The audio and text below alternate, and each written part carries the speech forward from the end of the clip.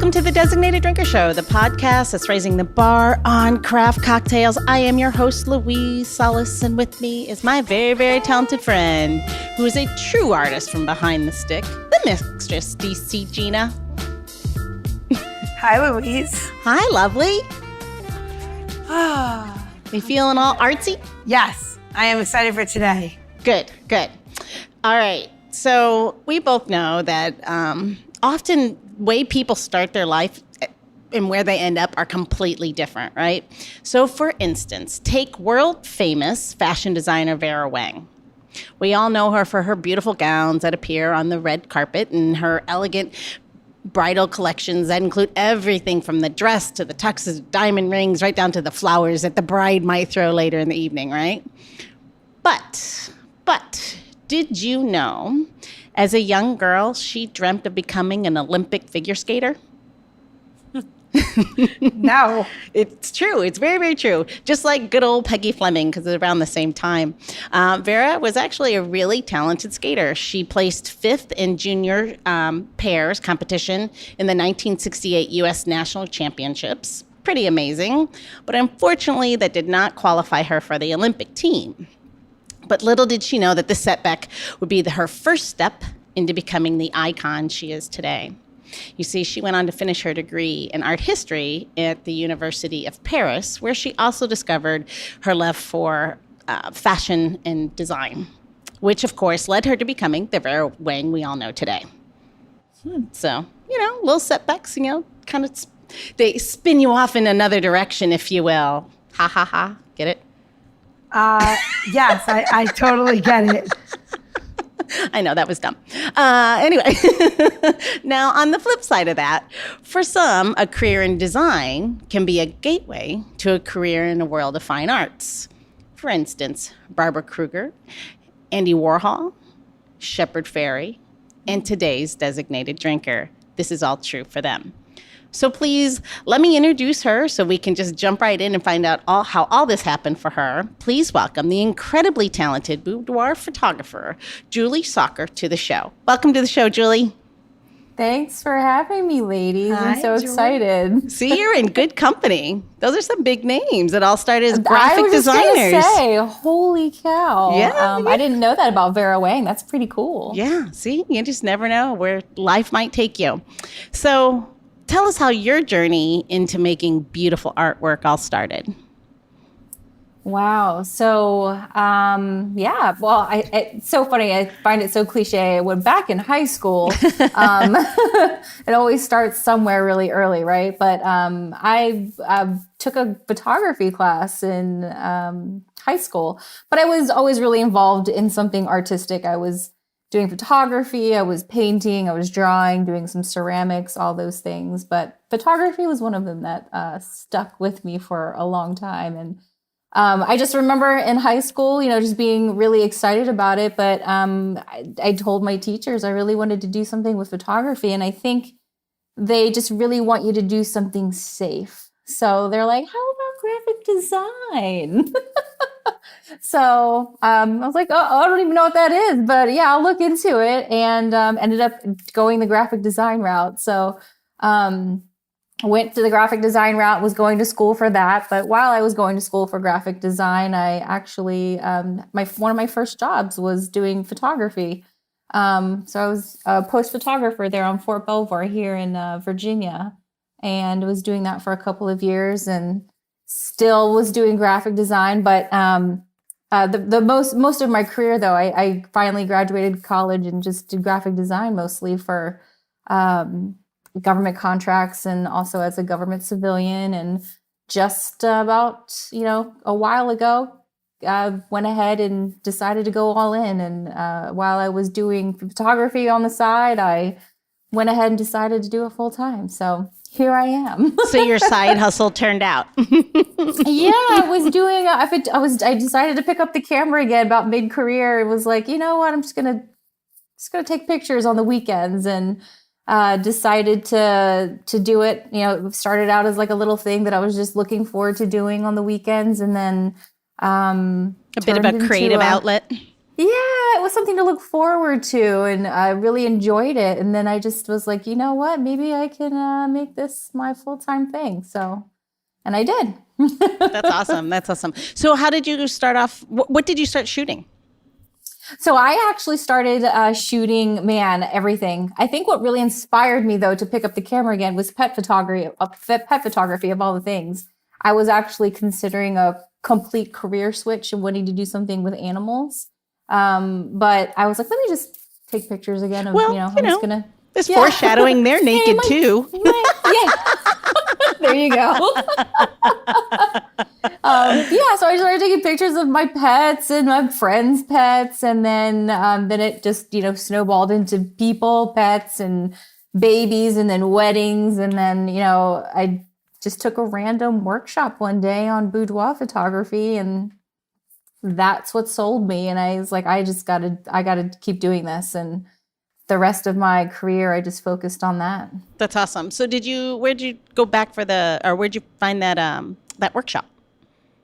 So that workshop was in Southern Maryland. There was a photographer there. She specialized in boudoir photography. Now, this was probably about 12 or 13 years ago. And I don't think a lot of people knew really what that was, or it was maybe just making a comeback. I'm not sure. But she offered a workshop, and I was like, I'm at a point where I'm just, trying everything right now. So I've always had a very curious personality where if something looks interesting, I'll try it. Oh, cool.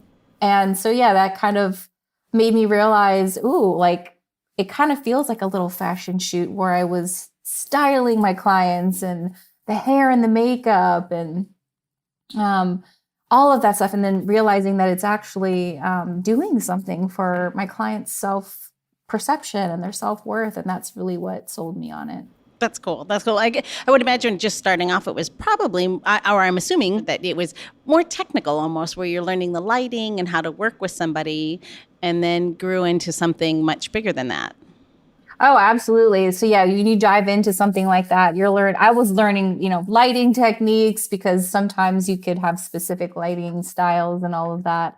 And the workshop that I took, she taught her lighting technique. And so just learning the technicals, the posing and styling for sure. And it still is like, I still feel like I'm, an evolving artist where you're still continuously learning. So I'm still learning lighting styles, trying different things. And that's what's really fun for me too. Oh, I'm sure. I mean, as an artist, we hope we're always continuously growing, right? Trying to do something new and trying something exciting. When you and I spoke before, I too went back to school for photography. I went to a university and did unaccredited classes to be able to get that experience and take something new. And for me, it was a creative opportunity after working with a photographer. And I just found it really interesting to find. And then I started shooting nudes for a while. I did that for a little while. And then I was teaching that lighting class.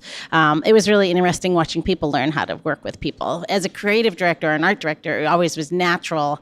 But to really introduce new people to it, that's kind of exciting too. Oh, for sure. Yeah. It's funny because I do have given some mentorship classes to newer photographers who want to learn the art of boudoir photography, and watching them get into it. It's fascinating seeing the interaction for sure. I bet. And all over your website, you talk about empowering women through this experience. Can you talk to us about that a little bit? Yeah, so it's funny because, like I mentioned before, in the beginning of me photographing boudoir, it was really just me like loving the art of it and the technicalities of it. But it really wasn't until one of my clients showing her photos for the first time, she started crying, and I was like, "Oh gosh, did I do something wrong? I hope she's." Oh my God. And she was like, "No, these photos, I've never seen myself this way. I feel amazing." Now, that particular client, she was probably in her mid-50s, and she was just like, I've gone to so many doctors, I've had so much work done, and I feel like now I can finally, like, seeing myself in these photos, I finally feel so good about myself. And that made me feel really good. And I was just like, oh, there's so much more to this genre of photography than just taking pretty photos and dressing you up in, some pretty fancy lingerie and, creating a gift for somebody. But throughout the years, it's really been more about making her feel good in her own skin. I grew up my own self with, and I think a lot of women can probably say the same, with a ton of insecurities. We're just inundated every day with a ton of bullshit from the media that we're not thin enough, we're not young enough. You're not enough, fill in the blank. And this type of photography is really about making you feel that you are enough, that you can do all the things that you want to do, even if it scares the shit out of you. You can totally do this. That would totally scare the shit out of me. I'm behind the camera makes me more comfortable than in front of the camera. Tenfold. Yeah. I think this is the most quiet I've ever been on an episode. I'm like so nervous to even talk. I'm like, I don't ever want to do that. No, you're up next. What? Yeah, I know, right? That's what I got you for your birthday, Gina. I think that really is the insecurity, right? Like you do feel like, even if it was just for yourself, like that mirror moment, right? You're alone and you look in the mirror and like you can nitpick every single thing about yourself, let alone give a picture of yourself pretty much nude to somebody else. That's like, I think it's more than just a picture of photography. It's like giving a little bit of your soul. It's a lot to do something like that, you know? Yeah, well, it's literally exposing yourself. I mean, yeah, but it's every insecurity, every flaw as well. Yeah. Right? Yeah, that's what I'm saying. Yeah, it's bearing it all. That's why you turn the lights off when you're doing it, you know? Yeah, exactly. Doing what, Gina? I know. Knitting. I think Gina's bright red. I'm having like this, like, I don't even have a camera out. I can't even decide, like, if I'm hot because I have these headphones on or I'm nervous. Got a lot going on. Well, should we dampen this with a little cocktail then? Here's a question. Yes, I think it's true. But my question is, do you get your clients liquored up before? I do offer them a glass of champagne while they're in hair and makeup. So yes, I pour them a little glass of Prosecco just to, I think it just adds to the experience, and it does, let them relax a little bit more for sure. But I do have a 2-glass minimum. You don't want drunky eyes don't look good in your photos. So that's what we're doing wrong, Gina. Right now, I'm just thinking, have I taken a drunk photo of myself like that? Maybe, probably. Yeah. And like the other person's like, fuck, you're not coming over. Boy, Neil, I'm so glad you don't listen to the podcast too much because look what happened to you. Sorry, Julie. Neil's my husband. So he's all committed to this. See, now Neil told me he listens to every episode multiple times. Do you ever do men? I don't. Well, I will, but I actually have not photographed men in my studio. I have. They're great. I would love to photograph them, but to be quite honest, sometimes photographing, when I get an inquiry, I don't know if it's a real inquiry or not. They can be kind of creepy sometimes. Interesting. So. Interesting. Yeah, there's just... That could be another podcast. No, I want to hear about that. That's what I want to hear about. What weird, like what people say. Yeah, give us one juicy one. Male, like when a guy inquires. Anybody that's inappropriate.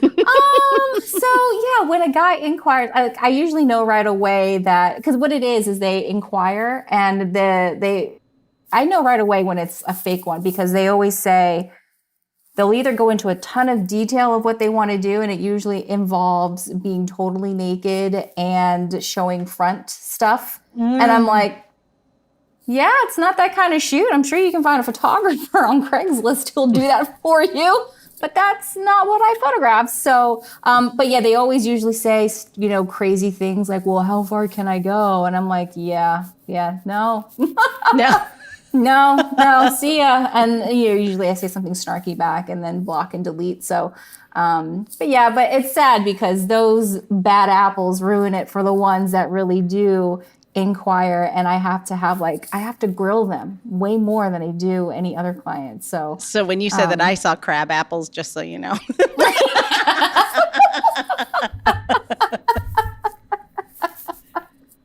I mean, I don't know, Louise, you giving this to Dave for his 50th or what? Oh, yeah. Absolutely. He'd never do it in a million years. But yeah, absolutely. Why not? He won't be creepy. No, you for him. Oh, no. Told you I'm better behind the camera than in front of the camera. I think everyone should do it. I have photographed quite a few nudes. I've posed in some of my own self portraits when I was working and doing my own film. So they've only I have seen them, but most of it was it would have been body parts, like an arm, like it might be nudes, but you would never see my face in them. But yeah, no. So that's kind of the cool thing about what I do, because I tell my clients you don't have to show a lot of skin. You can show up fully clothed. And if that's what makes you feel good, that's what I want to photograph you in. Because a lot of times people, will go off and buy some lingerie that they're not even feeling good about. And they just wear it because they think they're supposed to. And you see it on their face and you see it in their body posture when they're in the photo shoot. And I usually say, hey, let's put on something else that you feel the best in. And so that's why a lot of my clients, I tell them, if you feel amazing in the cocktail dress that you wore 10 years ago, bring that dress. Or if only I could fit into that cocktail dress. I'd feel amazing. I was just thinking you could have that like unzipped in the back and then pretend you fit in it and be like, oh yeah. Yeah, there you go. You can just do one of those like, hey, honey, I wore this in high button school. This up, but we're going to pretend like we're taking it off. Exactly. Like a little strap down, except it doesn't actually go on. You can't go any further. You're like, or you're just wiggling it up and it's like, ugh. You're like, hurry up, I can't breathe. Yeah. Oh, hell. I don't know I don't know. I think it's kind of cool. All right, let's do cocktail. Okay. All right. Cocktail. I thought about this and I was like, if I was gonna do a cocktail and you start off your sessions with like a little bit of champagne to loosen you up. For me, it's a juicy thing, right? So we're gonna do a little bit of stone fruit, and then you can have any stone fruit for this drink. I'm gonna use peaches, but like if you had plums or apricots, anything that's really juicy. What do you have, Julie? I have peaches. Perfect. So we have so I'm going to use a nice yellow peach. And what this is, we're making a champagne cobbler. And a cobbler is a really simple cocktail. You can use any citrus, any fruit, anything you really want in your berries, whatever. The idea is that you put it into the bottom of the your tin, and you're going to use, and if you can, using a silver glass for this kind of drink is great because it keeps it really cold. If not, you could use your Moscow Mule cups. You could use a rocks glass. It really doesn't matter. Whatever you have. So what we're gonna do is here's a little trick. Now you can take a muddler and muddle this on the bottom, or you could take your juice press and just squeeze it, and you're gonna put it into the bottom of your cocktail glass. So go ahead and squeeze some from peaches in the bottom of your cup. So, this nice little juice, it's all kind of like flowing in. It's like a mash, have like really. Slices. What do I do? And I don't have anything to scoop. You don't have to. You can throw it in the bottom. Okay. No big. I'm just giving it a little squish. Okay. It's it's my this is sexy and bartending. when you say the bartender is giving me a little sexy look, it's because their hands are covered in peach juice. Hello. All right, so we have the peaches in the cup, and we're going to add our simple syrup. Simple syrup is subjective, right? If you like things that are really sweet, then you're going to put an ounce. If you like things that are not so sweet, quarter ounce, half an ounce. For Louise and myself, I'm going to do half an ounce. And pour that in. Now, How much was it again? half an ounce. If you like it a little bit sweeter, then an ounce. Okay. Then you're gonna add a dash of Angostura, or you can put a pinch of cinnamon, right? So what we're gonna do next is I'm gonna add lemon juice. I was going to originally use lime. I'm gonna use lemon. I changed it up, but you can use either one. So I'm gonna use a half an ounce of lemon juice, and we're gonna put it in. And I'm going to use the Angostura because I forgot the cinnamon. I'm a terrible host. Really flustered today. 1, 2, 3. We're going to put like 3 in. It's Monday. And this drink is super easy, right? You have all this in the bottom of your glass. You're going to take a spoon. You're going to give it a little stir. Right? Because the bottom of this drink is where all the action is. Now, you have some mint, you have any of these things in your garden, you have something like hanging out, a little bit of sage, thyme, whatever. As long as it's fresh, you can use it. If not, you don't like mint, mint's the grossest thing in your life. You don't love it, don't use it. So we'll do one with and one without. And all you're gonna do is put it in the bottom of the glass. And now we're gonna fill this with crushed ice. If you don't have crushed ice at home, it's not a big deal. You can use regular ice. If you have a towel, and a little bit of anger and a mallet, you can make your own self-crushed ice. And it's actually very helpful to getting rid of stress. All right, now we're going to take our bubbly. And I didn't open it beforehand because I like the sound of the pop. There you go. It is a beautiful sound. Here we go. So I'm going to open that. Ooh. Oh. And we're going to I'm going to show you a little trick. We'll make sure that everyone can say. You take your bar spoon, it's actually made for this when you're filling up a champagne drink. So the next time when you're making drinks for your clients, you can show them this little trick. Neat. And it just goes down the spoon and fills it up. Is that to open up the champagne? Nope, it's just a bar trick. Oh. Just looks pretty. It's all smoke and mirrors, Louise. Just like cool. my boudoir photos. There you go. All smoke and mirrors. It's just a good photographer and some nice lighting, and then you too will believe that I'm thin. All right, so we're gonna fill this up, and really, it's the easiest drink ever. That's it, really. It's a champagne cobbler. You want to add a little bit extra to this, a little vermouth, something like that. Absolutely easy peasy. And we'll put a garnish because we have it, and I love garnishes. Put a little of that. We'll put that. We'll do a slice of peach. Oh, yeah. See, to make it look good in cocktails, you got to keep layering it on where you're like, take it off. Julie's like, take off all your clothes. And I'm like, put up more garnishes. Well, you could put a garnishment in there, but it might be in an odd placement, though. I mean, that could be a different photo shoot altogether. You could have like a in front of your, a bush of mint. There you go. And then you'll be like, that's not attractive? I'll just hold this down there. I'll be like, oh, this is me. Oh, no? Okay. Or Julie, I could be like, in my boudoir photo, be like me holding berries like in front of my boobie like this. Yeah. Okay, I'm done. All right. There you go. What else we got? Want to do a little marigold? We got a little marigold in there. She's just throwing everything but the kitchen sink in there. I'm so nervous. I keep thinking, do I have to participate? Here we go. All right. Cheers. Cheers. Cheers. Ooh, that's good. Yeah. Ooh, that is tasty. What makes a cobbler, Gina? It's just a term for a drink that's over crushed ice with like muddled fruit in the bottom. Oh, there you go. Yeah. Now we know. I know. Wouldn't it be more fun if it was delicious. like, oh, there was a shoe guy and he made this drink and it was the 5th century and everyone was sitting around. And then they ate cobbler pie. Yeah, and then they had cobbler pie. No, he cobbled you a shoe. That's what I'm saying. The cobbler then right. made me a Oh, yeah. cobbler. Yes. And then they all moved into a tree and then it went on fire. And they were making it's cookies. gone downhill fast. I don't even know where it's going now. Okay, let's bring Julie, I'm messing with you. Okay, let's bring it back up, Gina. Where they're going to go to get all these how-tos? You're going to go to designateddrinker.show to get the trip. Sorry. You're going to go to designateddrinker.show for the the tips, tricks, and how-tos can I on just say all of the cut this cocktails. out. I can't right now. I literally all kinds of thoughts are going through my head that are not what I normally say. I was going to say for all the tits. I know. What the? I am normally not like this. You've done something to her, Look at my Julie. face. I'm not even drinking. Oh my God. I don't even have my camera out. Apparently, I'm like, oh, totally. You have clothes on.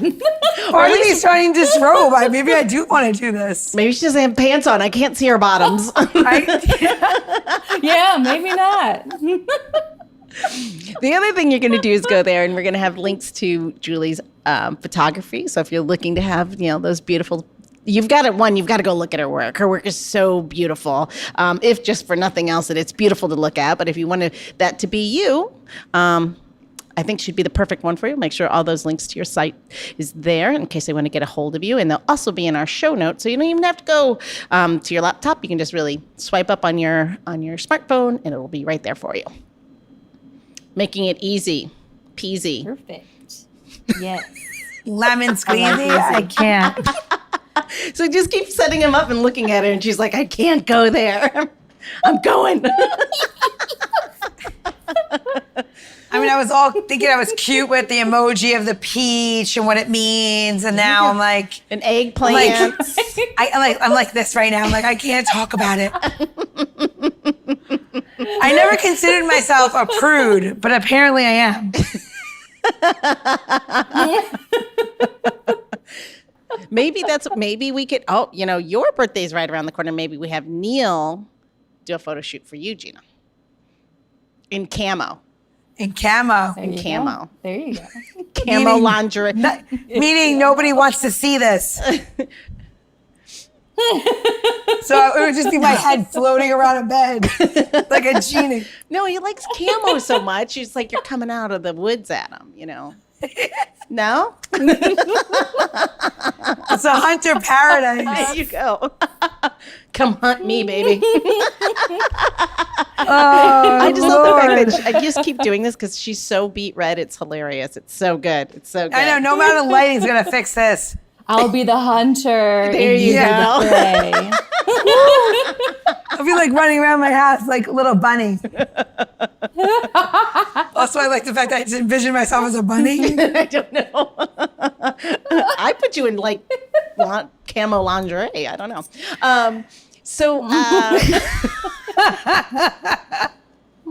Okay. So, Julie, what would one expect if they came in for a photo shoot? So yeah, well, the very first thing in the process is to have a consultation with me. I want to know why you want to do a boudoir shoot and how we can make that happen. Plus, I want to make sure that, my style matches with my clients.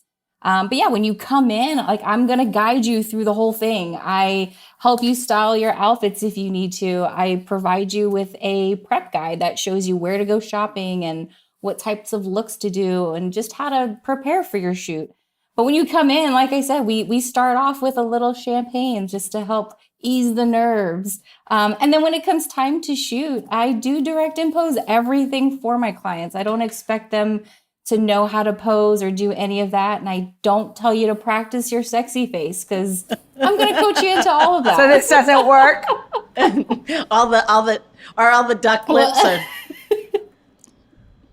Yes, I'll even tell you to relax the duck lips. Release your all duck of those lips. Things. Don't want duck lips. Release the duck lips, yes. But yeah, I coach them through the whole thing. Usually client, everybody's super nervous when they come in, which is totally understandable. And it's completely normal to be nervous. But I think usually after the first 5 minutes of the shoot, everybody relaxes a little bit and they go, oh, you're telling me everything I need to do. This is pretty damn awesome. I'm just going to wait for instruction. And they just say, I just tell her, you just have to show up. That's all you got to do. My hair and makeup artist will get you ready and I'll be here to, help through that process as well. And then after the shoot, we go through your photos about 2 weeks later, pick out your favorite ones, and then we'll design the product you want to put your photos in. That's awesome. Do you have different bedrooms to pick from? I don't. I just have one bedroom set, but I have multiple little sets that I do. I love doing stuff on the floor or stuff in front of the windows or the bed scene, the couch scene. So that's kind of what I do for my sets, but it is typically revolved around a bedroom set. So let me ask you, do you shoot on set sometimes too? Like Yes. if somebody wanted you to come to their home or So wherever. when I started doing boudoir photography way back when, I was actually doing them in hotels way back in the day. But now, like if somebody wants to do, like usually it's my clients who come back a second, a third, or a fourth time. We really, narrow down what kind of shoot we want to do this time around. And sometimes they do go on set somewhere. Maybe we go to a hotel, or one of my clients, she wanted, like the theme she was drawn to was rustic glam. So I found a cabin somewhere out in Spotsylvania County, and we dressed her all up in all the glam and then had her shoot in a little old cabin. Kind of the juxtaposition of the two themes is a really cool look. But yeah, we do go on location somewhere too. When I travel, that's definitely cool. on location as well. So wherever it takes me, for sure. Maybe your wallpapered chicken coop. That's as attractive these days. I'd be like, honey, I'm in camo in our chicken coop. What do you think now? Hey, there's a first for everything.